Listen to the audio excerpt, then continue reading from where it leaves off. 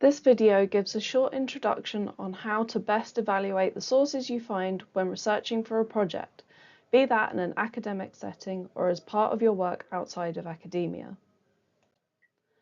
The information landscape is vast, with potentially useful information appearing via many search routes. But how do we make sure our sources meet a high academic standard? How do we know information presented to us via news sources, social media, and generative AI is credible? Evaluating information isn't just an important part of academic life, it's a necessary skill as part of business practice. If you are giving a pitch, you need to make sure that the sources that you use to support your idea are credible in order to give your pitch the most impact. It's also important to be able to assess the information that is presented to you, be it from a colleague, the news, or social media. Using reliable sources will help inform sound decision making. There are many ways of remembering the areas that you need to look at for evaluation. Most of them have fun acronyms. The one we're going to look at in this video is the CRAP test. The CRAP test is an evaluation method that was designed by librarian Sarah Blakesley at the Merriam Library at California State University, Chico. The test walks you through the different areas that are important to consider when assessing a source. First up is currency, but we aren't talking about pounds and dollars.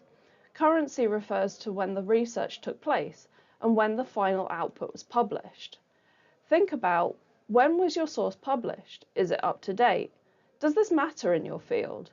Do you need current sources, or are historical sources suitable? Have there been any revisions? Sometimes research becomes outdated or superseded by new developments.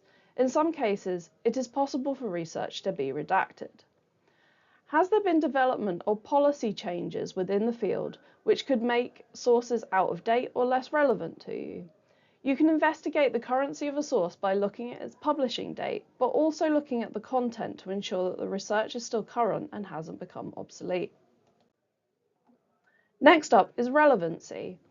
An article can be well researched and interesting, but not the most relevant for your work. In order to build your argument, it's necessary to find sources that support the points you want to make. Think about, how relevant is the source to your question? Is the source going to help support your argument? Who is the intended audience of the source, and is the information at an appropriate level? Is it too simple or too advanced?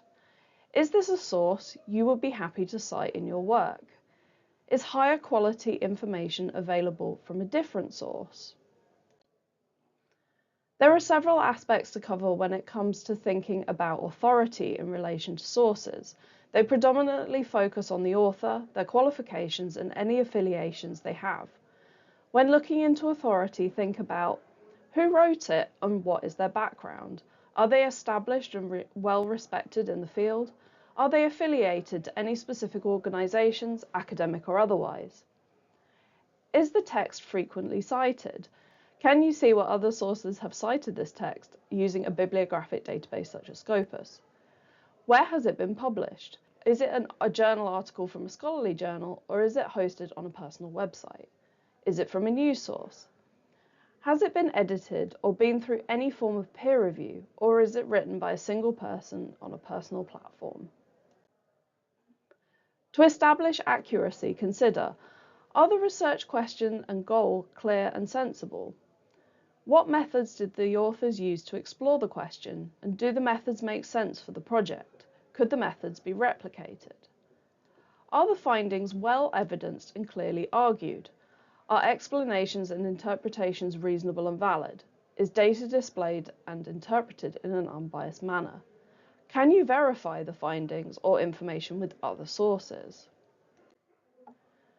All sources are produced with a purpose, and this can influence if they are suitable for including in your work. Think about why the source was produced. Is it to inform, sell a product or a service, or to persuade you? Is there a specific bias or agenda? Is the purpose made clear to you? Are statistics, quotes, and facts cited? Is the language used objective and unbiased? The CRAP test gives excellent guidance on finding credible sources. However, sometimes it's necessary to look into a source in greater depth to assess if it's correct for your specific purpose. Sometimes an article is credible and well researched, but it doesn't give you the information that you need for your argument. Thinking about the academic conversation and the author's perspective on the topic will help you discern how this source relates to your argument. Think about the academic conversation the text is participating in. How do the author's ideas fit into that conversation, and why did the author write this text? What contribution does the text make to the existing knowledge, research of the field, or debate? What school of thought, approach, or theory does the text belong to? Where does it fall within the conversational spectrum on the topic? Does it contradict, challenge, or support the information that you've read elsewhere? What is the author's perspective?